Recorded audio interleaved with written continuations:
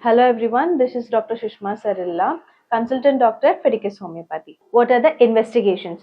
Remember, though urticaria is just a skin manifestation, it can have its roots in the systemic parts as well. Like even if your liver or your kidney is affected, you can have or present with urticaria. So let's dive into the investigation topic where you will know in depth what is the cause of urticaria. Primary is clinical history, lab tests, allergic sensitivity tests, clinical suspicion tests, and skin biopsy. What is clinical history? See, not all kinds of urticaria need investigation. So, first, when a patient comes to us, what we need to do is take a proper history. So, what does the history include? It includes onset, like is it sudden or is it slowly developing? And then, what is the duration? Like, is it less than 6 weeks? If it is less than or equal to 6 weeks, we consider that as acute urticaria. If it is more than 6 weeks, then we consider that as chronic urticaria. And what is the pattern? Like for example, are you suffering from top to bottom, or if you're suffering only in a certain area like in your thighs or in your hands or in your face, it depicts what kind of urticaria it is. Then coming to exposure to allergens, what sort of allergic reaction you're having after exposure. For example, you've had some food and then you've started developing these red welts all over your body. Is there any trigger? We will note even that also. And then associated symptoms. If you have urticaria along with fever or joint pains, it might depict that there is systemic involvement.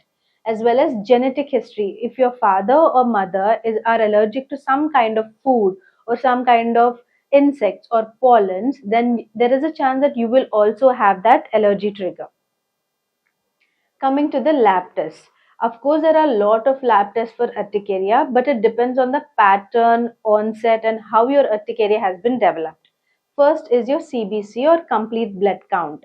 See, in your complete blood count, if it is acute urticaria, you will have raised neutrophils. If it is chronic, you will have raised lymphocytes. So, based on the inflammation duration, we can see by CBC what kind of urticaria it is. ESR. ESR is erythrocyte sedimentation rate, where it will tell you if you have any sort of infection in your body, and that is why you're developing urticaria as a secondary symptom. Remember, it can present as a secondary symptom with a deep underlying cause.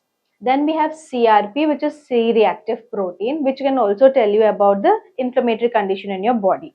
And then LFT and RFT, which is liver function test and renal function test.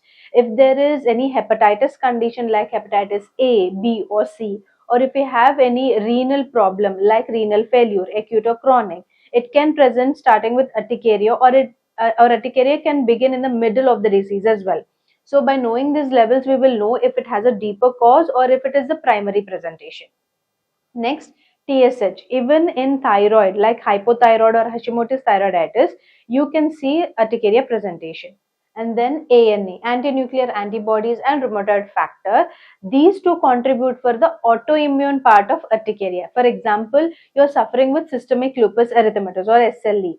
Or if you're suffering from rheumatoid arthritis, many people just think it is about the joints.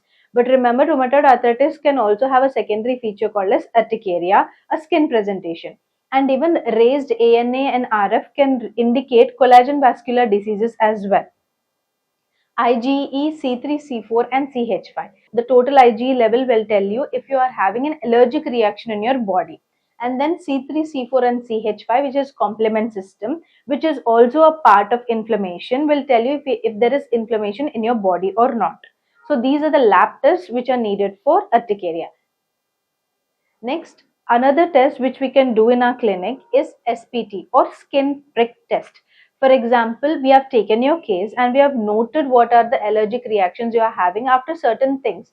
For example, it can be food, it can be insect bites, or it can be any other things, like for example, drugs. We will take a part of that or a part of the allergic reaction you're having due to a certain food. We will place it on the back of your body. We will put a drop of it and then we will prick the skin with it. See, this is how a skin prick test is done. These are the assumed allergens. So one drop of each allergen is put, and on top of that we will prick it with a needle, and then we will wait for about 12 to 30 minutes. And if they have raised welts near that area, it means they are allergic to that kind of allergen. And then we have specific IgE test. So what is specific IgE? IgE can be measured in two levels. One is total and one is specific.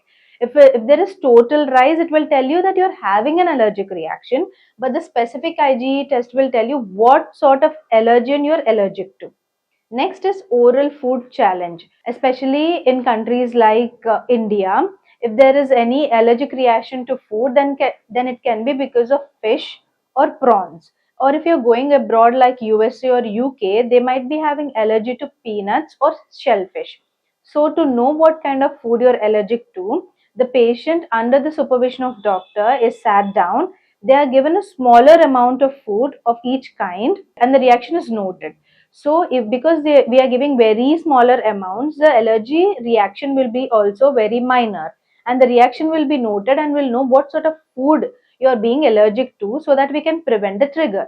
Next, other tests, infection screening. For example, in your routine test, you're having some sort of problem in your SGOT or SGPT levels in your LFT, or you're having some increase or decrease in your BUN or creatinine levels in your renal function test, then we can do some deeper tests to know the liver function or the kidney function or overall body function through infection screening.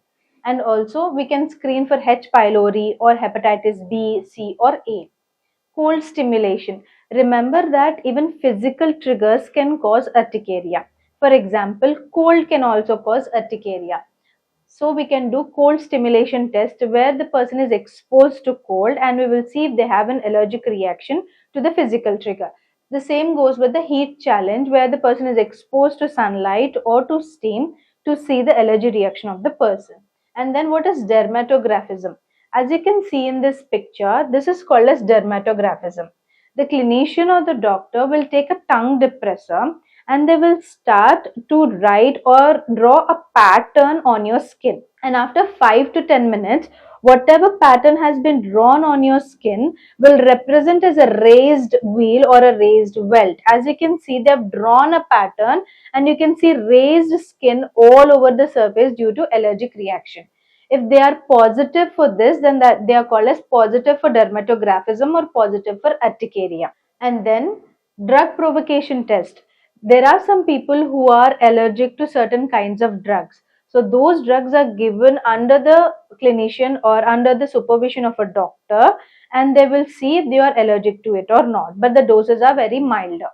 And then skin biopsy. For example, if you're having urticaria for more than 24 hours and also you're suffering from fever and the urticaria is very painful, then you need a skin biopsy to know what is the underlying cause. Now coming to the consultation part, here at Fidicus we have two kinds of options. One is online consultation and offline consultation. If you're staying nearby our nearest branches, then in person would be a good choice. Or if you're staying far away from us and you have different working zones or time zones, or if you're anywhere across the globe and you want to reach out to us, you can call or WhatsApp us on the number which is given here. We have two types of online consultations. One is audio online consultation and the next one is video online consultation. For example, you have already done a doctor consultation and you need medication. Here at Fidicus, we provide you with medication also. Your medication will be shipped directly to your home or directly to your doorstep. For example, if you're staying in India, it will take about 3 to 4 days for your medicine to reach you. If you're staying in USA, it will take about 3 to 5 days to reach you. If you're staying across anywhere in the globe, apart from USA and India, it can take about from 4 to 8 business days for your medicine to reach you. If you're suffering from urticaria and you would like to take homeopathic consultation, do call or message or WhatsApp us on this number. Why do you want to choose Fidicus Homeopathy? See, here at Fidicus, we stand tall with the highest success rates. We have almost have good success rate in all of our cases and also transparent treatment. What do you mean by transparent treatment? Here at Fidicus, we will be discussing with the plan of action of our treatment, and also there is no gray area in between. There's just black and white. And then the Fidicus personal care is top notch. So next time you want to take treatment, try Fidicus Homeopathy. Thank you. Fidicus Homeopathy.